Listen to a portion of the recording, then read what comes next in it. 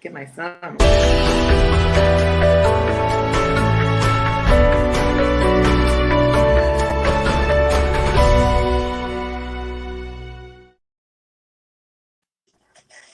Hello, everybody. Welcome to episode 3 of the Kansas Missing and Unsolved podcast. I'm Ricky Chabruggi. Joining me, my co-host Derek Relaford. And tonight we have from Missing in Kansas, Megan's voice, Ashli Duft. She will be talking about a case we're going to cover a little bit later, Megan Foglesong's case. First, I want to start off with an update on Gannon Stouch, who's been missing from Colorado Springs, Colorado. A couple days ago, they had released information stating that remains found of a young boy in Florida, Pace, Florida, were tentatively ID'd as Gannon Stouch's remains.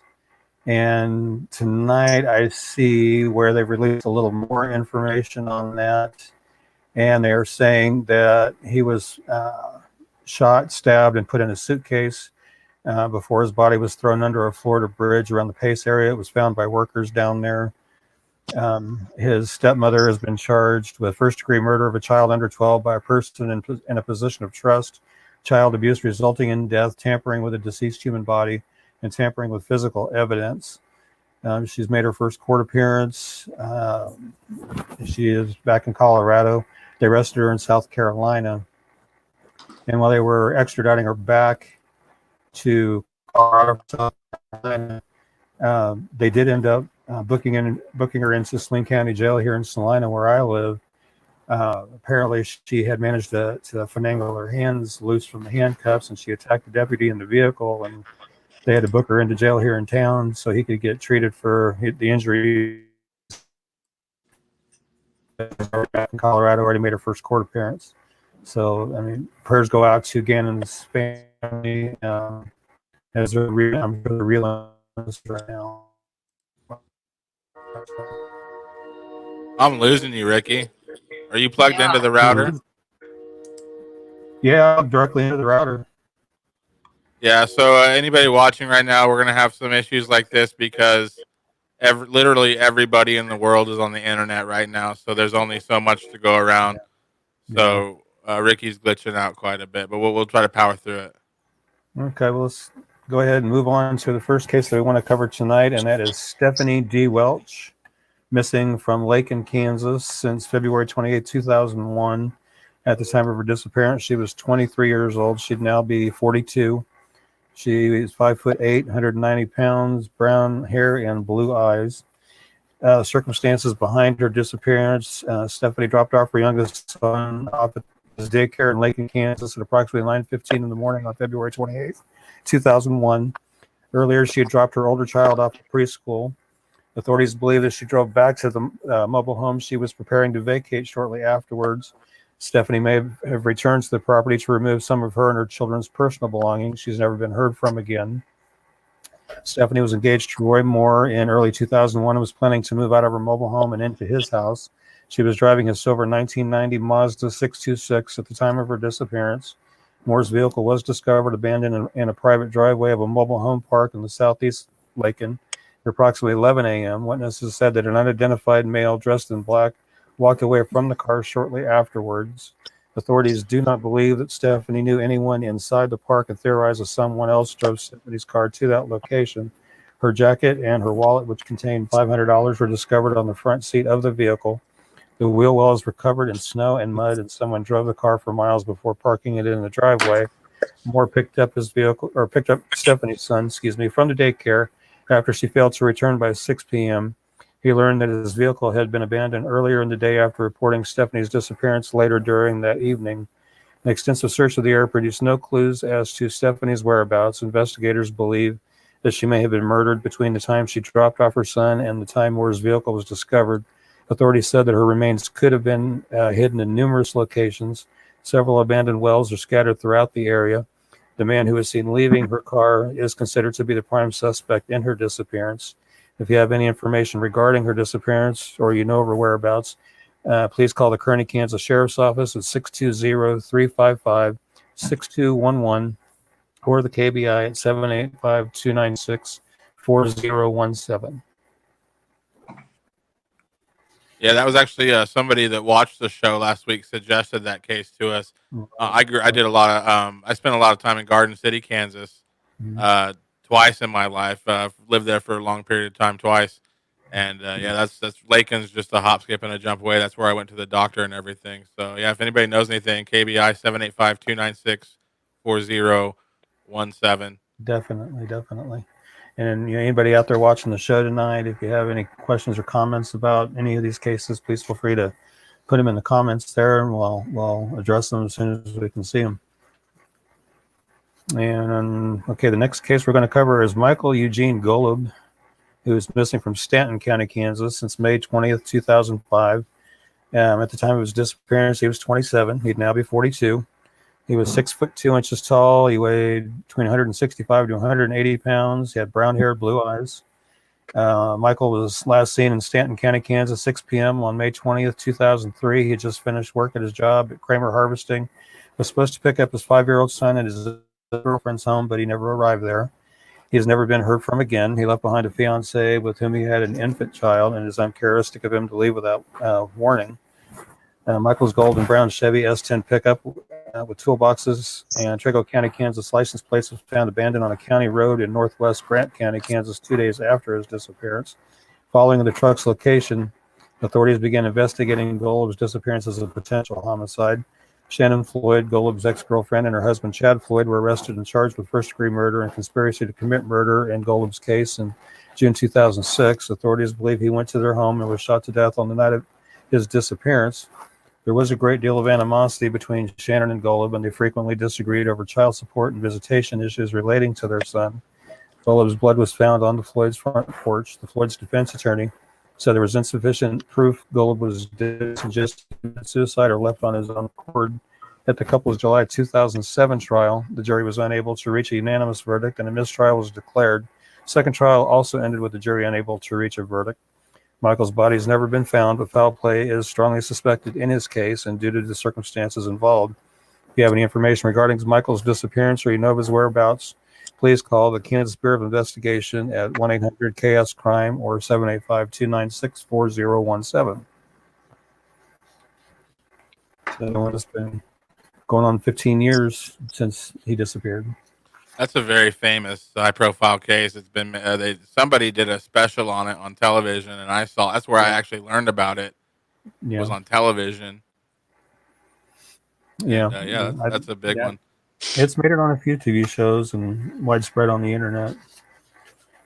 To me, it seems like it's one of those small town cases where everybody has their suspicions, and honestly, I feel like they have the right to have those suspicions. But like at the end of the day, it's all about proof. And so if anybody knows anything that could help further along that case, that would be, like you said, 15 years later, that his infant kid is a grown up almost, 15, 16 years old now. So. Right. Yeah. Well, hopefully, anybody that knows anything about it, please don't hesitate to call in anything you may know, no matter how small it is, because you might think it might be small and insignificant, but it could actually be a really huge piece. So don't hesitate to call that in. And that's in regards to any of these cases. Yeah. Okay, let's move on to Megan Renee Foglesong, missing from Alden, Kansas, missing since December 2015. I'm going to turn that one over to Ashli. She's quite familiar with the case, as her group has done some extensive searches for Megan over the last several years. What can you tell us about her case, Ashli? Okay, so as you mentioned, Ricky, Megan went missing from Alden late November, early December of 2015. We don't know exactly where her last known location was. We have speculations, but we don't know for certain. There's also speculation that, she was last seen with her boyfriend at the time, David Lee Madden. Who, as you guys know, is no longer living. Right. And I don't know if you guys want to get into that or not. We can a little bit if you would like. But anyway, we were brought in on Megan's case approximately a year and a half ago by family and by Rice County. We have since done 108 searches for Megan over the last year and a half. There's a lot that goes into searching. I think a lot of people just think that, you just kind of pick some random place and go start searching. Well, that's not how it works. There's a lot of investigating that goes on behind the scenes. We work very close with law enforcement, family, friends, so on and so forth. So Megan's case has actually been the most challenging case for us because, again, we don't have a last known location for her. Right. Within the 108 searches that we have conducted so far, they have been good searches. Some of them good, some of them not so good, but we are making progress. We are moving forward with her case. There's,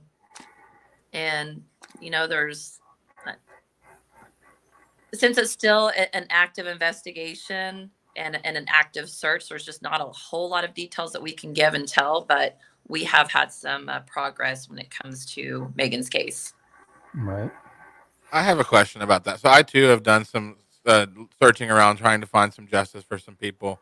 Mm-hmm. And you do end up finding out a lot of information that, in my opinion, if it were released to the public, it could jostle a lot of memories or make people, if they knew certain details, maybe that would shift whatever their moral compass is inside that's allowing them to not speak up about something. Are you frustrated with the authorities keeping it that way, like where everything mum's the word about everything unless you find it out for yourself, and even then you can't publish it? No, not at all. I completely understand why mom is the word. And for an example, I'll tell you where we actively search. Well, we don't tell people where we're searching. For one, if somebody goes out there and they find anything, we don't want the case jeopardized whatsoever. Right. They're not trained. We don't want any possible evidence jeopardized. So I completely agree with that because that's exactly how we are as well. Now, I was looking at her flyer again here, and it's noting that her last activity on Facebook was November 30th of 2015. And there was an unconfirmed sighting around Christmas time, 2015, at Guy's Liquor Store in Larned. Have you been able to confirm that, or is that still unconfirmed? That was not Megan. Okay, it was not Megan. That was not okay. Megan. No, it was someone that looked similar to her, but it was not Megan. Okay. We've had a lot of tips come in over time, and we check those out very diligently. Mm. But that particular one was not her. Okay. And we do encourage people to keep sending those tips in. You can message our search group page, Missing in Kansas, Megan's Voice, and send us tips that way, or directly to Rice County. They do pass those along to us, or of course to KBI. Okay. What type of team do you have behind you? Like how many searchers? Yeah, like how many people are helping you out with this project? So our total group has approximately 11, 12 members. It's very hard honestly for all of us to get together at the same time. So typically there's, a couple of us that will go out. We're still trying to just get everyone's schedules coordinated so that we can all go out as a bigger group together. Okay. But we do have members that aren't able to go out and have boots on the ground, but they're actually able to help us do some work on the backside. Mm-hmm. So, everyone contributes in some sort of way. Right. Yeah. I do want to talk about Megan for just a second, if we can. Sure. Go for it. Sure. Megan, I'm not exactly sure what it was or what it was about Megan, but her case really touched me more so than I would say any other case that we've encountered before. I don't want to say I feel like I can relate to her, but I just feel like I know her, even though I've never met her and never will meet her, obviously. But But Megan, she loves softball. She, from the research I did, she seemed, and just getting very close with her stepmom Dawn, she was very passionate and carefree woman. And sometimes I think it's really important to not just see the missing person flyers, but to actually be able to put a person behind that, if that even makes sense. Yeah. Just tell a little bit about them. Right. Yeah. Yeah, because you really can't get a feel for who somebody is just by what a flyer says, which is true. Correct. Yeah. What is your muse? And for me, maybe I am somebody that's head in the clouds a little bit, but to me, and maybe I'm wrong in saying this, but to me, I feel like for the ones that I've been following, there's about 5 or 6 cases that I've been following over the last 3 or 4 years. Not in a realistic sense, but I almost feel like these people are communicating with me. Like I don't hear voices or see messages, but I feel like these people are like, because every once in a while, like throughout the day, like most people see these flyers, they see these things, and then they process it for a little bit, but then they move on with their day, and they probably don't think about it again unless it's put in front of their face. But for some reason, I think maybe you both are guilty of the same thing. Like we might go on about our day, but something will always trigger us to be like, these people need help. We need to find, these people. We need to find what happened to them. Correct. And and like I don't know. Do you feel like any of that going on? Like I feel like these people are actually like relying on me. Like if I slack, if I don't get up and do something about it, I'm like, hey, they're like mad at me. Like, hey, get up, dude, do something. Yeah. Right. Oh, go ahead, Ricky. No, I was just gonna say, I do feel like like when I'm at work, I'll be working, but in the back of my mind, I'm thinking, okay, which cases do I need to share? Do I have any new ones I need to put up? What can I update? That kind of thing. Yeah. Try to keep them out there in people's minds. Absolutely. I feel the exact same way. If it's a nice day out, I feel guilty for working and not out there, searching. There's just something to me about, because my motto is everyone deserves to be brought home. Right. And, if I'm not out there searching, or if we aren't out there searching, I feel guilty. I feel like I'm letting the families down, the victims down. But I mean, in all reality, none of us get paid for this volunteer work. Obviously, we do have to have our real jobs and have have to pay our bills and whatnot. But I agree with you. I feel guilty. I'm like, I just want to go out there and find them all. Yeah, like I was telling you earlier when we were talking on the phone, I work 40 plus hours at a retail store that I work at, and then I do this before work, after work, my days off, my weekends off. Right. Right. It's almost like a second full-time job that I don't get paid for, and I don't want to get paid for. Absolutely. And I agree. I'm a business owner, so there's some days I'll get my employees set up. If I know it's going to be nice out, I'll get my employees set up and call me if you need me, guys. And go out. The professional in me wants to move on to the next case, but we covered my case recently, and I didn't say a whole lot because I didn't know where I stood, honestly, with who all's involved. My case is 49 years old, so the people that are involved with it are elderly. I have a lot, so we said a little bit, but somebody with the last name Kim Foglesong wants to know what are some things that you can tell us that you're not afraid to tell us. Oh, Kim. There's nothing new that I can say. I will say that we've had some positive things here in the last 6 to 7 months, and maybe not positive, but just some things, some confirmation, a little confirmation. So, but other than that, I mean, there's not much I can say. It's still a very active case, and that's that. But well, can you at least answer this? Is it? Are we still just throwing arrows into the dark, or do we know a lot about some stuff we just can't confirm certain things? There's just been some things that I've found. That's all I'll say. Okay. Yeah. Okay. Yeah. Oh, I mean, But people don't realize that the smallest thing when you're doing this type of work, the smallest little thing can you feel good about that for 5 or 6 days. Like yeah. I'm telling you what, the last fall, I still feel great about what we discovered last fall. I do. Good. Yeah. Well, I think this is great. All three of us are like-minded, like doing the same type of thing. We've met each other, and this you feel less alone. Like I thought I was the only person hunting down murderers in Kansas and trying to find people, but not at all, not in the slightest. You want to move on to the next case, Ricky? Or Well, I want to cover a little bit more on her flyer real quick. But okay, first, yeah, go ahead. I was going to kind of touch on the person of interest in her case, Manning. Not too many people may be familiar with it, but he, like she said, he's no longer with us. He had gone to his dad's house and for whatever reason shot and killed his dad. And then while he was running from the police, I don't know if they spike stripped the tires or ran him off the road or but as they were approaching the car, he had shot himself.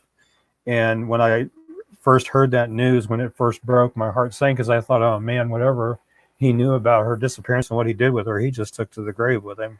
And I thought, man, that's really going to really cut down the chances of ever getting any answers in her case. But in talking to Ashli, it sounds like they've been making some good strides in the case. So that's keeping me hopeful. Yes, and Ricky, I will tell you this: David Madden, no matter what, Sorry, not Manning, Madden. Sorry, wrong last name. Right. He would have never ever said a word, never. There was a lot of people April 29th a year ago, and a lot of people said that night after he shot our undersheriff, after he shot our sheriff, and after he shot and killed his father, who was a wonderful man. And then when he committed suicide, there was a lot of people that said, oh, now we will never know the answers about Megan. No, right. I'm sorry. David would have never said. Never. I could see that. Yeah, I could. Yeah. Because he obviously didn't have any kind of value of human life, obviously. No. I hate to say that, but I know, but it's the truth. Yeah. And that's the thing, like that you can't make people talk. Like the case that I follow and from my hometown, the main suspect, well, he's not the main suspect, he was a suspect, but he's even been offered immunity if he just tells them what he knows. And we're going on 49 years and he's locked like a safe. Mm-hmm. So you're right. Like these people that are involved, like I do think that they tell certain people, maybe people that they trust, and every once in a while they'll tell an honest person that can help, make some monumental movements in a case and stuff. But You're right. For the most part, it's just a bunch of people that have no idea what happened, but they're just trying to figure out what happened with what they know. Right. Well, real quickly, I just want to kind of go back over when Megan went missing in December 2015. She was 21. She'd now be 26. She was 5'4", weighed 150, sandy blonde hair, green eyes. She did dye her hair occasionally. She wore glasses, but she does have contacts. On the flyer there, you can see a couple of her tattoos. She had a tattoo on her left hip of a flower design. Also had a tattoo on her left wrist of a heart design that says thick, thin. Tattoo on her upper right chest. You can kind of see it in that second picture from the right there. Kind of looks like an infinity type design. She also has a tattoo on her outer left calf of a dream catcher. And if anybody has any information regarding her case or you know of her whereabouts, please call the Rice County, Kansas Sheriff's Department at 620-257-7876 or 620-257-2363. And if we can get the KBI number up there again, 785-296-4017. And Ashley, you have anything to add before we move on to the next one? Yeah. People can also message our search group page as any tips that Rice County gets, they do just forward those to us. So if you can find our search group page, Missing in Kansas, Megan's Voice book, and you can also visit the Bring Megan Home page also on Facebook. And I will just add real quick, if there are any family members and or friends of missing loved ones out there, please don't hesitate to contact us, Missing in Kansas, Megan's Voice, and we would be happy to assist you in finding your loved one, because again, everyone deserves to be brought home. Yes, definitely. I agree with that. Okay, and our final case that we're going to talk about, it's not a missing persons case. It's actually a double homicide that happened in Great Bend back on September 4th, 2002, referred to as the Dolly Madison murders. On September 4th, 2002, at approximately 7:55 p.m., Great Bend, Kansas Police Department responded to a call at the Dolly Madison Bakery located at 1004 Harrison in Great Bend, Kansas. Upon arrival, they found 2 deceased females, victim of an apparent double homicide. Police have never said how the women have died. Delivery truck driver who found the bodies said they were located in a back office. A witness described seeing a white male, approximately 6'1" to 6'2", weighing 175 pounds, having collar-length light brown to blonde hair and a slight beard, walking away from the front door of the bakery. The murder weapon was never found, and no suspects have ever been arrested. Officials are also aren't sure of a motive for the murders, although some money from the store was missing that night. If you have any information on this case, please call the Great Bend, Kansas Police Department at 620-793-4120 or the Barton County, Kansas Sheriff's Department at 620-793-1876 or the KBI at 800-572-7463 or 785-296-4017. Now, do you know of any leads on this case? Like, because this is something that's, I'm not a detective before I speak right quick. I'm not a detective. But to me, this is something that either they had to know this person or it was just a random act of violence by somebody passing through. Because I'm not a detective, but what do we know as far as the storyline on this? That's basically what I covered is pretty much all I've seen and know. I mean, I hope somebody can actually fill in some blanks there and provide some more information, because Mandi and Mary both deserve justice.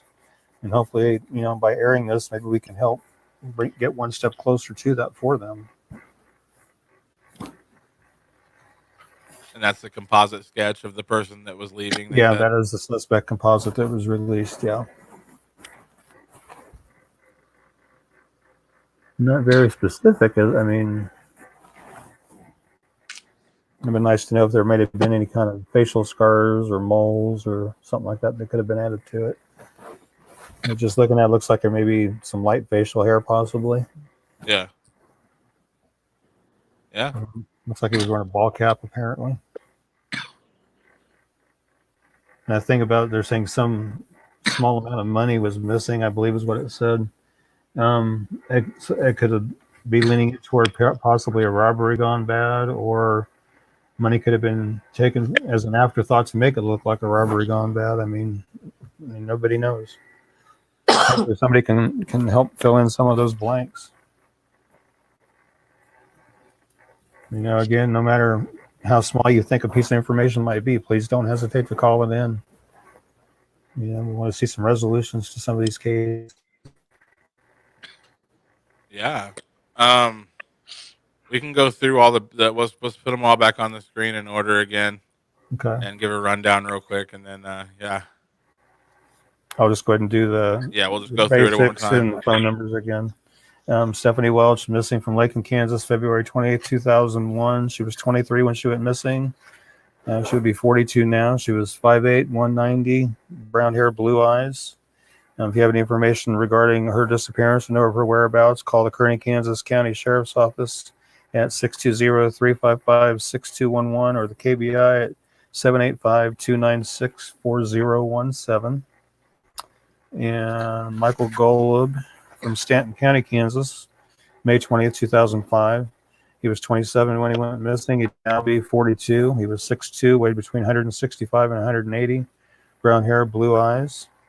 If you have any information regarding his case or know of his whereabouts, call the KBI at 1-800-KS-CRIME or 785-296-4017. And Megan Renee Foglesong again, missing from Alden, Kansas, December 2015. She was 21 when she went missing. She would now be 26. She was 5'4", 180, sandy blonde hair, green eyes, multiple tattoos, some of which you can see on screen there. If you have any information on her disappearance, know of her whereabouts, please call the Rice County, Kansas Sheriff's Department at 620-257-7876 or 620-257-2363. or the KBI at 785-296-4017. And you want to mention those Facebook pages for Megan again for me, Ashley? Yeah, so our search group is Missing in Kansas, Megan's Voice. And then the Megan's Facebook page is Bring Megan Home. Thank you. Yes. And then, of course, the Dolly Madison murders of Mandi Alexander and Mary Drake on September 14, 7:55. Their bodies were discovered in the back office of the bakery there in Great Bend, Kansas. If you have any information on this case, call the Great Bend, Kansas Police Department at 620-793-4120, or the Barton County, Kansas Sheriff's Department at 620-793-1876, or the KBI at 1-800-572-7463 or 785-296-4017. And there you can see the composite sketch of him up there. Shoulder length hair, looks like maybe a 5 o'clock shadow, ball cap. Of course, he'd be a lot older by now. I'm sure he's probably, if he's still around, probably cut his hair by now. Yeah.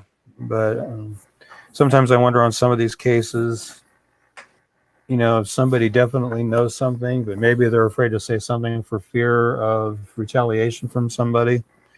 And, you know, there are ways that you can still pass on that information to the proper authorities and remain anonymous. Through a lot of them have Crime Stoppers numbers or websites that are set up for their area that you can contact and submit information anonymously. You know, please don't hesitate to research that and maybe submit a tip that way as well. That's another avenue to go through. Yeah, and a lot of people probably do want to choose that because, yeah, you know, that's something I've run across as people do know things and they tell me things, and I'm like, well, why don't you tell the police that? And they're like, you know, because it's especially in like these smaller towns, you know, everybody knows everybody and everybody knows everything. But in the case of that double homicide, whoever did it had to have told somebody or made mention of it or gave themselves away in some. So you're right. It's just it's somebody built, you know. And if you're out there and you do know something about any of this stuff and you're trying to build up courage and you don't have the courage, call Crime Stoppers. They'll take care of it without even knowing who you are. Yeah, it's possible the guy may even be locked up on something else. You never know. Very true. Mm-hmm. You just never know. Yep. Well, pretty good show. You want to add anything, Ashley? You know, I do want to add that we need to remember and think of the families of these victims because it takes such an emotional toll on them. Mm-hmm. And I cannot even imagine what they go through on a daily basis, right. You know, not knowing what happened to their loved one, not knowing where their loved one is, so on and so forth. So I just want to kind of give a shout out to them as well. They're very strong people. So I can't even imagine. Thank you, Terry. At 1-800-KS-CRIME for KBI, you can submit there anonymously as well. That was my little brother. Oh, nice. Yeah. And there's a few comments that I'll let you both go back and look at after a couple of them are long and then a couple of them are kind of more personal. But yeah, so check those out.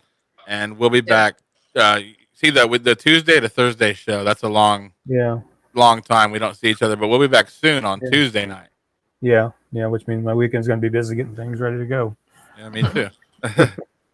All right. Thank you guys so much, and have a good night. Stay safe, stay healthy. You're welcome. Ashley, hang around after we sign off so we can look at some of these comments and see what's being said.